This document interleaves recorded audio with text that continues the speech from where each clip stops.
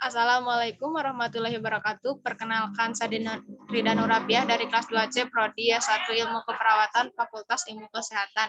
Di sini saya akan menjelaskan materi tentang kesehatan jasmani dalam perspektif Islam. 1.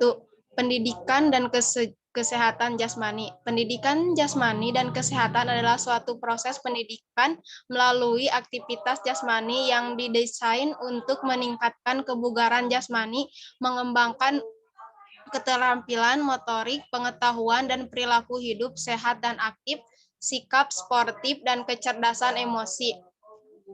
Sejak memulai kehidupan manusia senantiasa disibukkan mencari sesuatu yang bisa membantu menyembuhkan berbagai penyakit guna meninggalkan kesehatan. Dengan demikian, agama sangat mendorong pelaksanaan dalam keilmuan kedokteran. Sangat banyak sunnah Rasulullah SAW yang mendorong untuk memperhatikan kesehatan karena berbagai tantangan yang besar dalam kehidupan Islam sangat memperhatikan kesehatan tubuh agar terhindar dari beberapa penyakit.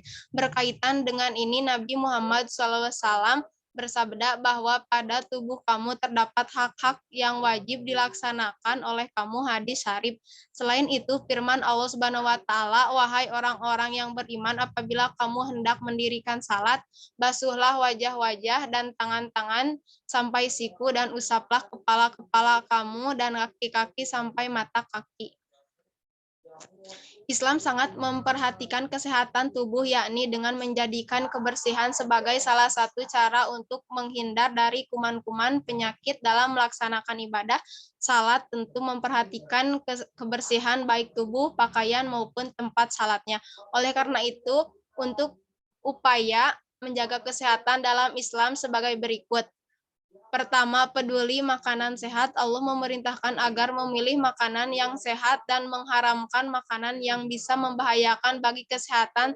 Sehubungan dengan ini, Allah Subhanahu wa taala berfirman, wahai orang-orang yang beriman, makanlah kamu akan makanan-makanan yang baik yang Allah berikan dan bersyukurlah kepada Subhanahu wa taala. Jika kamu menyembah Allah, Allah hanya mengharamkan bagi kamu memakan bangkai, darah, daging babi, dan apa-apa yang disembelih dengan nama selain Allah. Kedua, menyusui dengan benar. Masa yang sehat untuk menyusui dan memisahkan anak telah difirmankan Allah Subhanahu wa taala, para ibu hendaknya menyusui anaknya 2 tahun penuh, yaitu bagi yang ingin menyempurnakan penyusuan. Menyusui itu hendak dilakukan lebih dari 1 tahun sehingga tubuh dan gigi anak menjadi kuat dan tidak memberikan kesempatan dikenainya penyakit yang sulit disembuhkan. Seorang ibu hendaknya menyusui anaknya secara langsung.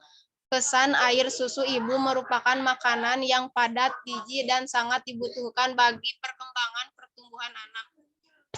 Ketiga, puasa menjaga kesehatan merupakan tindakan pemeliharaan kesehatan setiap umat manusia, maka puasa menjadi sangat berguna bagi orang yang menderita penyakit mah, kencing manis, dan tekanan darah tinggi. Keempat, larangan minuman keras. Islam melarang meminum minuman keras karena bisa melemahkan hati dan bisa mengakibatkan mengerasnya jalan darah. Miras juga sangat berbahaya bagi jantung, saraf, serta menjauhkan manusia dari berpikir yang wajar. Kelima, preventif memelihara kesehatan lebih baik daripada mengobati penyakit. Memelihara kesehatan atau berobat karena seringkali penggunaan obat bisa menyebabkan sembuhnya penyakit dengan izin dan kehendak Allah. 2. Arah pembelajaran pendidikan jasmani di sekolah. Pendidikan jasmani dan kesehatan memiliki tujuan sebagai berikut. Meletakkan landasan karakter yang kuat melalui internalisasi dalam pendidikan jasmani, membangun landasan kepribadian yang kuat, sikap cinta damai, sosial, dan toleransi dalam budaya, etika, dan agama, menumbuhkan kemampuan berpikir kritis, mengembangkan sikap sportif, jujur, disiplin, tanggung jawab, kerjasama, demokrasi, dan percaya diri, mengembangkan keterampilan gerak dan teknik, serta strategi berbagai permainan dan olahraga, mengembangkan keterampilan pengelolaan diri dalam upaya pengembangan dan memelihara kebugaran jasmani serta pola hidup sehat, mengembangkan keterampilan untuk menjaga keselamatan diri dan orang lain, mengetahui memahami konsep aktivitas jasmani sebagai informasi untuk mencapai kesehatan, kebugaran, dan pola hidup sehat, mampu mengisi waktu luang dengan aktivitas jasmani yang bersifat reaktif. 3. Pendidikan Islam. Tujuan pendidikan Islam merupakan fitrah yang telah melekat dalam diri insan. Tidak ada tindakan manusia yang tidak mempunyai tujuan. Sesungguhnya perbuatan seseorang tanpa sadar mempunyai tujuan walaupun tidak mengetahui tujuan itu. Tujuan pendidikan merupakan faktor yang sangat penting karena merupakan arah yang hendak dituju oleh pendidikan. Dari tujuan tersebut dapat dijelaskan beberapa dimensi yang hendak ditingkatkan dan dituju oleh kegiatan pembelajaran pendidikan agama Islam, yaitu dimensi keimanan, dimensi pemahaman, penghayatan, dan dimensi pengamalan. Rumusan tujuan pendidikan agama Islam ini mengandung pengertian bahwa proses pendidikan agama Islam yang dilalui dan dialami mulai dari tahapan kognisi, yakni pengetahuan dan pemahaman siswa terhadap ajaran dan nilai-nilai yang terkandung dalam ajaran Islam. Untuk selanjutnya, diri siswa dan arti menghayati dan meyakini tahapan afeksi ini terkait erat dengan kognisi dalam arti penghayatan dan keyakinan siswa menjadi kokoh jika dilandasi pengetahuan dan pemahaman terhadap ajaran dan nilai agama Islam. Melalui tahap afeksi ini tersebut dapat diharapkan tumbuh motivasi dalam diri siswa dan bergerak untuk mengamalkan dan menaati ajaran Islam. Selanjutnya, tahapan psikomotor yang telah diinternalisasikan dalam dirinya, dan demikian akan terbentuk manusia muslim beriman, bertakwa, dan berakhlak mulia. 4. Kesehatan jasmani dalam pendidikan Islam. Dalam pendidikan Islam terdapat berbagai nilai yang mendukung pendidikan kesehatan jasmani. Nilai tersebut menjadi dasar pengembangan jiwa agar bisa memberi output bagi pendidikan yang sesuai dengan harapan masyarakat luas. Adapun pokok-pokok nilai pendidikan Islam pada kesehatan jasmani sebagai berikut. Mensyukuri nikmat Allah. Nilai pendidikan Islam yang terdapat pada kesehatan jasmani merupakan anugerah yang Allah Subhanahu wa taala berikan kepada hambanya. Hubungannya nilai pendidikan yang terdapat dalam kesehatan jasmani yaitu itikadiyah yang terkait dengan keimanan seperti iman kepada Allah SWT, malaikat, rasul, kitab, dan hari akhir, dan takdir yang bertujuan menata kepercayaan individu. Selain dari nikmat yang bersifat jasmani, manusia juga diberi nikmat yang bersifat rohani, yakni nikmat iman kepada Allah. Maka secara naruriyah kita dapat membedakan yang baik dan mana yang buruk sesuai fitrah yang dimiliki. Menumbuhkan sikap sportivitas. Sikap sportif ini tentu lebih bermakna dibandingkan dengan seorang pemain dalam satu pertandingan.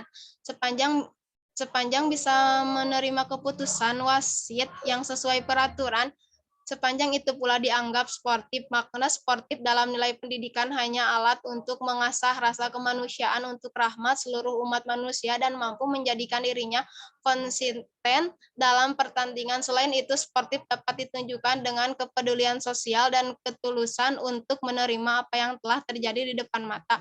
Mirip dengan seorang pemain yang harus lapang dada menerima kekalahan walaupun dengan ketentuan wasit dengan segala konsekuensinya, kesehatan jasmani juga dilatih untuk menerima ketentuan sepanjang dibenarkan oleh hukum Islam. Nilai pendidikan dan kesehatan jasmani dengan menumbuhkan sikap sportivitas mengandung nilai khuluqiyah. Pendidikan ini merupakan pendidikan yang berkaitan dengan etika yang bertujuan membersihkan diri dari perilaku yang kurang baik. Meningkatkan kecerdasan. Kecerdasan dalam perspektif Al-Ghazali merupakan kemampuan qalbu untuk menerima ilmu Allah Subhanahu wa taala. Proses mendapatkan kecerdasan itu ialah dengan cara memikirkan ilmu-ilmu Allah, mengendalikan emosi-emosi yang mengajak kepada kerusakan serta membersihkan qalbu dari motif-motif duniawi dan kotoran-kotoran nafsu. Orang yang tidak dapat mengakses langsung ilmu pengetahuannya tidak akan menjadi pandai, karena kepandaian itu dari Allah Subhanahu wa taala. Al-Ghazali mengukuhkan pendapatnya dengan mengutip Quran surat Al-Baqarah. Allah menganugerahkan al-hikmah, kepahaman yang dalam tentang Al-Quran dan As-Sunnah kepada siapa yang kehendaki, dan barang siapa yang dianugerahi al-hikmah itu benar-benar telah dianugerahi karunia yang banyak, dan hanya orang-orang yang berkalah yang dapat mengambil pelajaran.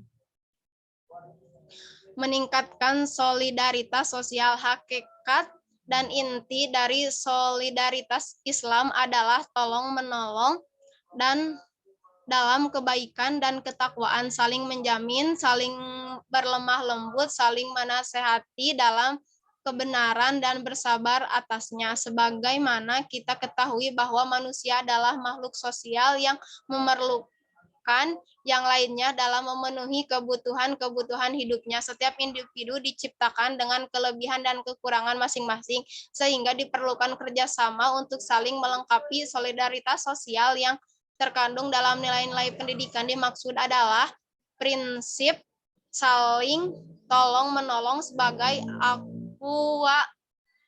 aktualisasi dari adanya kebersamaan, hubungan, dan persahabatan yang harmonis di antara kelompok-kelompok sosial. Itulah penjelasan dari saya. Mohon maaf bila ada kesalahan. Wassalamualaikum warahmatullahi wabarakatuh.